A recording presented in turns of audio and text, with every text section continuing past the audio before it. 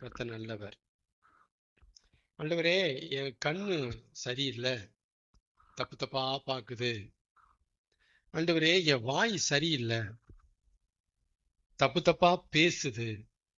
ஆண்டவரே, என் கை சரியில்லை, தவறான காரியங்களை செய்யுது. ஆண்டவரே, என் கால் சரியில்லை, தவறான இடத்துக்கு போக தீ விரிக்குது. ஆண்டவரே, என் காது சரியில்லை, தப்பு தப்பான விஷயங்களை கேட்க ஆசைப்படுது அப்படின்னு ஆண்டவர் சமூகத்துல நாம சொன்னோம்னா, ஏதாவது ஒன்ன சொல்லுவோமே, ஆண்டவரே என் கண்ணு சரியில்லை, ஆகாத காரியங்களை, தவறான காரியங்களை, உங்களுக்கு பிடிக்காத காரியங்களை என் கண்ணு பார்க்க துடிக்குது, ஆசைப்படுது, எனக்கு சரி பண்ணித்தாங்க அப்படின்னு ஆண்டவர்கிட்ட கண்ணை பத்தி ஒரு கம்ப்ளைண்ட், ஒரு புகார் நம்ம கொடுத்தோம்னா ஆண்டவர் எங்க கை வைப்பார் நினைக்கிறீங்க? நான் கம்ப்ளைண்ட் கொடுக்கிறது கண்ணை. இது முக்கியமான ட்ரூத்து, முக்கியமான ட்ரூத்து. இது என்ன புரியல? கிறிஸ்தவங்களுக்கு பெரிய மறைபொருளா இருக்கு. இது என்ன புரிய மாட்டேங்குது? என் கண்ணு சரியில்லைன்ட்டு ஆண்டவர்கிட்ட என் கண்ணை பத்தி நான் கம்ப்ளைண்ட் கொடுத்தா ஆண்டவர் எங்க கை வைக்கணும்? மறுபடி கண்ணில் தான். ஓ, உன் கண்ணு சரியில்லைங்கிறியாடா, நான் வந்து சரி பண்றேன்டா அப்படின்னு கண்ணுல தான் ஆண்டவர் கையை வைக்கணும். என் காது சரியில்லை ஆண்டவரே, தப்பு தப்பா கேக்குது அப்படின்ட்டு என் காதை பத்தி கம்ப்ளைண்ட் கொடுத்தனா ஆண்டவர்கிட்ட காதுல கை வைக்கணும். வாயை கம்ப்ளைண்ட் பண்ணா வாயில கை வைக்கணும். என் கையை கம்ப்ளைண்ட் பண்ணா கையில கை வைக்கணும். என் காலை கம்ப்ளைண்ட் பண்ணா காலில் கை வைக்கணும். ஆனா ஆண்டவர் நீங்க எதை கம்ப்ளைண்ட் பண்ணி அவர்கிட்ட சொல்றீங்களோ அதுல கை வைக்க மாட்டார். எங்க கை வைப்பார் நினைக்கிறீங்க? ஆத்துமால கை வைப்பாரு. ஆமா, செக் பண்ணி பாருங்க, இதான் நடக்கும். உங்க மனசுல கை வைப்பாரு. நீங்க கண்ணு சரியில்லை ஆண்டவரேன்னு சொன்னீங்கன்னா மனசுல கை வைப்பாரு. என் காது சரியில்லைன்னு சொன்னா ஆத்துமால கைய வைப்பாரு. ஏன்னா கர்த்தர் அறிந்திருக்கிறார், கண்ணுல கையை வச்சு ஒரு பிரயோஜனமும் இல்லை, காதுல கை வச்சு ஒரு பிரயோஜனம் இல்லை, வச்சு நோய் என்ன செய்ய போறாரு? அதனால ஆத்துமால தான் கை வைப்பார். இப்ப சொல்லுங்க, ரோமர் 12ஆம் அதிகாரம் 1ல ஆண்டவர் கொடுத்த விளக்கம் கரெக்டா தப்பா? நமக்கு என்ன விளக்கம் கொடுத்திருக்கிறாரு? கையையும் காலையும் வாயையும் நீங்க பள்ளிக்கூடத்துல வைக்காதீங்கயா, வேலைக்காகாதியா, ஆத்துமாவை வைங்கயா அப்படின்னு நமக்கு சொல்லி கொடுத்தாரு. இப்ப அது உங்களுக்கு புரியுதுங்களா எது சொல்றாரு அப்படின்னு? ஆத்துமாவை வைங்க, நீங்க இதெல்லாம் வச்சு பிரயோஜனம் இல்லை. ஏன்னா நீங்களே கையை பத்தி கம்மி இருக்கும்போது அவர் ஆத்துமால கையை வைக்கிறாரு. அப்படிங்கும்போது நீங்க கையை சமூகத்துல வச்சு பள்ளிக்கூடத்துல வச்சு என்ன செய்ய? ஆத்துமாவை பள்ளிக்கூடத்துல வைங்க. ஆமென்.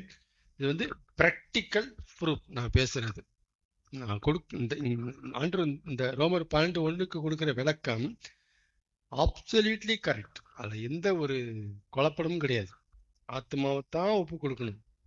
கை கால பள்ளிக்கூடத்துல வச்சு நோ யூஸ். ஏன்னா அவரே அப்படி பண்ணாத போது நம்ம கொஞ்சம் யோசிக்கணும்ல. அவரு தெரியும்.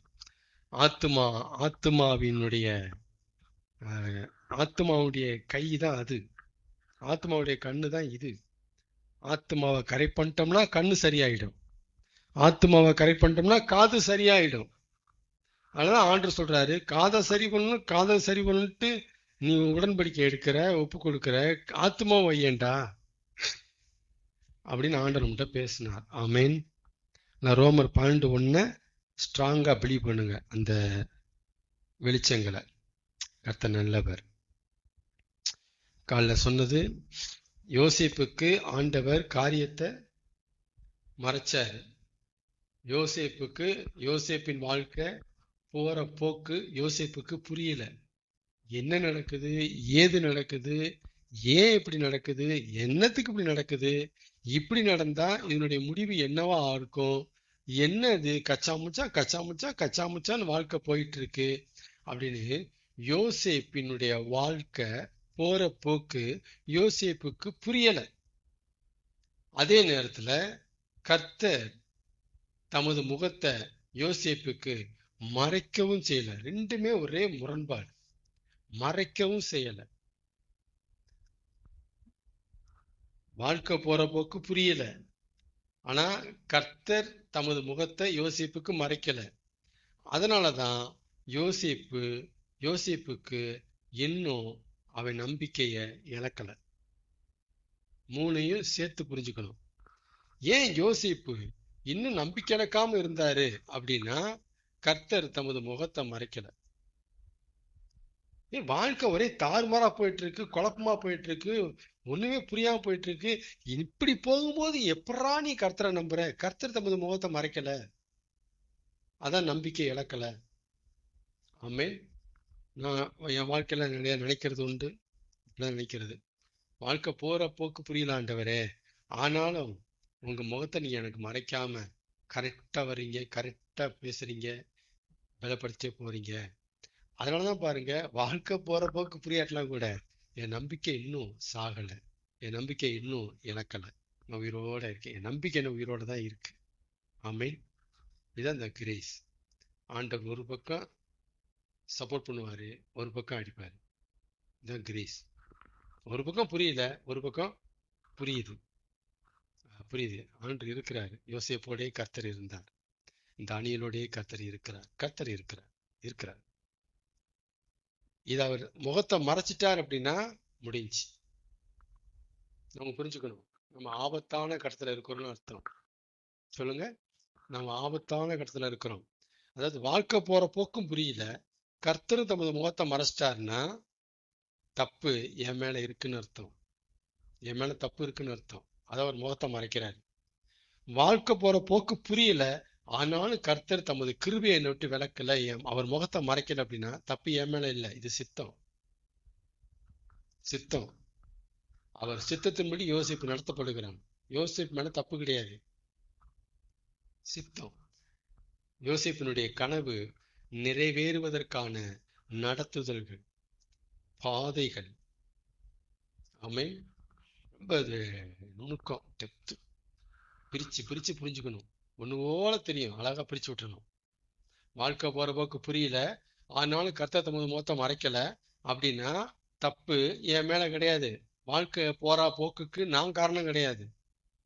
ஆனா வாழ்க்கை போற போக்கு புரியல, கர்த்தரும் முகத்தை மறைச்சிட்டார் அப்படின்னா வாழ்க்கை போற போக்கு இப்படி போறதுக்கு காரணம் நான் தான் சமூகத்துல விழுந்துடணும். நான் தான். ஆமென் சொல்லுங்க.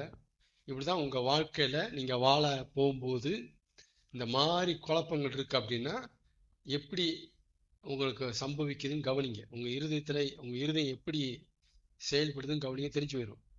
ஆண்டவர் பேசுறாரா, ஆண்டவர் தைரியம் கொடுக்குறாரா, ஆண்டவர் சப்போர்ட் பண்றாரா, இல்ல நம்மளை கழட்டி விட்டுட்டு போலாம் அப்படின்னு போறாரா, நல்லா தெரியும்.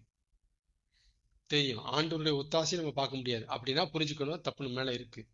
வாழ்க்கை இந்த லட்சத்துல போறதுக்கு காரணம் நானே அப்படி தீர்த்திடணும் உடனே. இல்லையே, ஆண்டவர் கரெக்டா வராரு, கரெக்டா பேசுறாரு, கரெக்டா வெளிச்சம் கொடுக்குறாரு, கரெக்டா தைரியப்படுத்துறாரு, இன்னும் நம்பிக்கை அதிகமாயிட்டு இருக்காரு தவிர குறைக்கலையே. அப்ப வாழ்க்கை இப்படி போற போக்குக்கு நான் காரணம் இல்லை, இது சித்தம் நடத்துதல்ல போயிட்டு இருக்கு. ஆஸ்பர் மாடல் ரோல் யோசேப்பு மாதிரி நம்ம புரிஞ்சுக்கணும். ஆமென். யோபுக்கு இதேதான். கர்த்தர் நல்லவர். இது ஒரு டிப்ஸ் மாதிரி புரிஞ்சுக்கங்க. வாழ்க்கைய புரிஞ்சுக்குங்க, சோர்ந்து போகக்கூடாது. கர்த்தர் நம்ம வாழ்க்கைய நடத்திட்டு போறதுனால என் வாழ்க்கை போற போக்கு புரியலன்னு வேணா நான் சொல்லுவேன். என்னைய சொல்றேன், கர்த்தரின் மேய்ப்பரா இருக்கிறார், நான் தாழ்ச்சி அடையேன். மரணங்களின் பள்ளத்தாக்கி நடந்தாலும் பொல்லாப்புக்கு பயப்படேன். கர்த்தர் என்னைய நடத்திட்டு போகும்போது என் வாழ்க்கை போற போக்கு புரியலன்னு வேணா நான் சொல்லுவேன். ஆனா என் வாழ்க்கை போற போக்கு சரியில்லைன்னு நான் சொல்லவே மாட்டேன். ரெண்டுமே அர்த்தம் வேற. என் வாழ்க்கை போற போக்கு சரியில்லைங்க, அப்படி இல்லை, எனக்கு அது புரியல. எனக்கு புரியலையே தவிர சரியில்லைன்னு சொல்லக்கூடாது. ஏன்னா நடத்திட்டு போறது யாரு? கர்த்தர். கர்த்தர் தப்பாக நடத்துவாரு? இல்லை. அவர் நடத்துறது எனக்கு புரியாம இருக்கும், ஆனா அவர் தப்பா நடத்த மாட்டார். ஆமென். அதனால ஆண்டவர் நம்மளை நடத்தும் போது வாழ்க்கை போற போக்கு புரியலன்னு தான் எவனாலும் சொல்ல முடியும் தவிர, என் வாழ்க்கை போற போக்கு சரியில்லையே சொல்லவே மாட்டான். சொல்லவே மாட்டான். அவன் நடத்தினால்தான் அப்படி பேசுவான். கர்த்தர் நடத்துறார் அப்படிங்கிற நிச்சயம் இருக்கிறவன்ட்ட வாயில சரியில்லைங்கிற வார்த்தை வராது, புரியலைங்கிற வார்த்தை மட்டும்தான் திரும்ப திரும்ப வரும். என்னை செக் பண்ணிட்டு தான் சொல்றேன் நான். இந்நாள் வரைக்கும் வாழ்க்கை போற போக்கு புரியலன்னு சொல்லியிருக்கேன் தவிர, என் வாழ்க்கை போற சரியில்லையே நான் சொன்னதே இல்லை. என் வாயில வந்தது இல்லை. அப்பதான் யோசிச்சு பார்த்தேன், ஏன் சொல்ல மாட்டேனோம்? நல்லா நான் நடத்திட்டு இருக்கேன், அந்த வார்த்தை இப்படி வரும் நமக்கு? இந்த வார்த்தை வராது. புரியலன்னு வந்திருக்கு. ஏன்னா அது வரும். ஏன்னா நிறைய மறைப்பார் அவர். காரியத்தை மறைச்சிட்டாரு யோசிக்கிட்ட, கனவு காமிச்சிட்டாரு, காரியத்தை மறைச்சிட்டார். கர்த்தர் நல்லவர். ஆமென். எவ்வளவு காலம் ஆண்டவரே இப்படியே காத்திருக்கிறது? எவ்வளவு காலம் சொல்லுங்க நீங்க? 2 வருஷம் ஆச்சு, 3 வருஷம் ஆச்சு, 4 வருஷம் ஆச்சு, 5 வருஷம் ஆச்சு, இந்த 6 வருஷமா ஆச்சு. எவ்வளவு காலம் இப்படியே காத்திருக்குதுன்னு தெரியலையே ஆண்டவரே அப்படின்னு சமூகத்துல போனோம்னா, ஆண்டவர் உடனே வெளிப்பட்டு ஒரு ஆன்சர் கண்டிப்பா பண்ணுவார். எனக்குலாம் நிறைய பண்ணியிருக்கிறார். எவ்வளவு காலம் ஆண்டவரே நீங்க சொல்லுங்க. மனசாட்சின்னு ஒண்ணு வேண்டாமா? மனுஷன் தானே, தாங்கு வேணா? எவ்வளவு காலம் நான் உங்களை பார்த்துட்டா வாழ்ந்துட்டு இருக்கிறேன், இருக்கையும் நம்பிட்டு தான் வாழ்ந்துட்டு இருக்கிறேன். இது வரைக்கும் நான் தொட்டு கூட பார்த்தது இல்லை. கொஞ்சம் சொல்லுங்க ஆண்டவரே. எல்லாத்துக்கும் ஒரு எல்லை இருக்கா ஆண்டவரே அப்படின்னு அவர்கிட்ட கேட்டா, எவ்வளவு காலம் ஆண்டவரே காத்திருக்கிறது எனக்கு தெரியலையே அப்படின்னா, ஆண்டவர் உடனே என்னடா குறிச்ச காலம் வரையும் காத்திருக்கண்டான்டா அப்படிம்பாரு. எவ்வளவு காலம் கேட்டா என்ன சொல்லி சொல்றாரு? குறிச்ச காலம் வரைக்கும் தானே நீ காத்திருக்க வேண்டியிருக்கோம், அதுக்கு மேல சொல்றேன் நீ காத்திருக்க வேண்டிய அவசியமே இல்லை, நான் உத்தரவாதத்தோட அப்படி இப்படி பேசுறாரு. இப்படிதான் பேசுறாரு, இப்படிதான் பேசிட்டு இருக்காரு.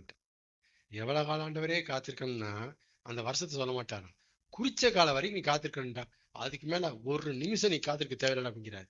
அது எப்போ வரும்? வெயிட் பண்ணு, வெயிட் பண்ணு, வெயிட் பண்ணு. அப்பா, இதான் நான் இந்த கர்த்தரை தான் நான் அறிஞ்சிருக்கிறேன். வாழ்க்கையோட பின்னி பிணைஞ்சு நான் வாழ்ந்துட்டு இருக்கிறேன். இப்படிப்பட்ட கர்த்தர் தான் எனக்கு தெரியுது. ஏதாவது வருஷத்தை சொல்லிடுவாரு, வாரத்தை சொல்லிடுவாரு, மாசத்தை சொல்லிடுவாருன்னு பார்த்தா குறிச்ச காலன்ட்டு பிளைண்டா ஒண்ணு சொல்றாரு. அதுக்கு மேல காத்திருக்க வேணான்னு வேற சொல்றாரு. அதுக்கு நான் ஏன் காத்திருக்க போறேன்? அதற்கு தேவையில்லைங்கிறார். கர்த்தர் நல்லவர். ஆண்டவரே, ஆண்டவர் பாருங்க, நம்ம பொறுமைய சோதிக்கிறவர் அல்ல. ஆண்டவரே என் பொறுமையை ரொம்ப சோதிக்காதீங்க ஆண்டவரே, முடியல பிரச்சனை, எவ்வளவு காலம் நான் காத்திருக்கிறது, என் பொறுமையை ரொம்ப சோதிக்கிறீங்களா ஆண்டவரே, ஓரளவு தாண்டவரை நான் தாங்குவேன். பொறுமையை சோதிக்கிறவர் அல்ல. அதுக்கு பதிலா என்ன செய்ய வர்றாருன்னா, நமக்கு பொறுமைய கூடுதலா ஆக்க பார்க்கிறார், இன்னும் பொறுமையா இருக்க பழக்கிறார், இன்னும் பொறுத்திருக்க பழக்கிறார். ரெண்டுமே அர்த்தம் வேற.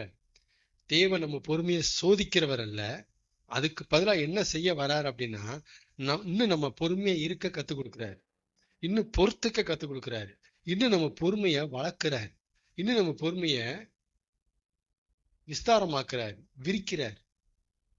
இதான் நான் பார்த்தது அவர்கிட்ட. என் பொறுமையை இது வரைக்கும் சோதிச்சதே இல்லை. என்ன செய்றீங்கன்னா, இன்னும் உனக்கு பொறுமை தேவைப்படுதுடா, இங்க வச்சு உனக்கு பொறுமையை அள்ளி கொடுக்குறேன். அவர் எந்த அளவுக்கு காத்திருக்க வைக்கிறாரோ அந்த அளவுக்கு பொறுமை டன் கணக்கில் வந்து விழுதுன்னு அர்த்தம். ஆமென்.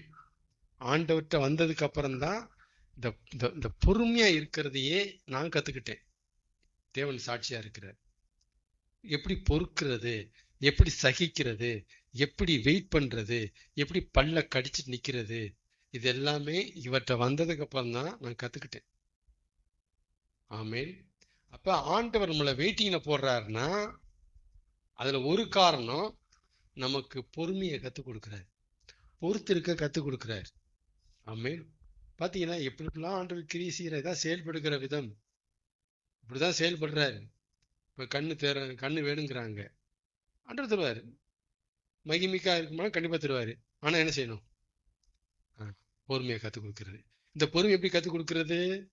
என்ன வழிமுறை இருக்கு? வெயிட் பண்ண விட்டா முடிஞ்சு போச்சு. காத்திருக்க வச்சா முடிஞ்சு போச்சு. பொறுமை வந்துட போத்தானா? இப்படி காத்திருக்க பழக்கி பழக்கி பொறுமையா இருக்க பழக்கிடுறாரு. ஆமென். எப்படி செய்யறான்னு புரியுதுங்களா? காத்திருக்கிறதுக்கும் பொறுமைக்கும் அவ்வளவு கனெக்ஷன் இருக்கு. இதையும் மீறி அப்படியே பல்லு கடிச்சு, ஆண்டவரே இதுக்கு மேல என்னால முடியாது, எனக்கு ஏதாவது பண்ணி கொடுங்க அப்படின்னா, குறிச்ச காலத்துல வந்தோடனே எல்லாம் செஞ்சிருவேண்டா அப்படின்பார். கர்த்தர் நல்லவர்.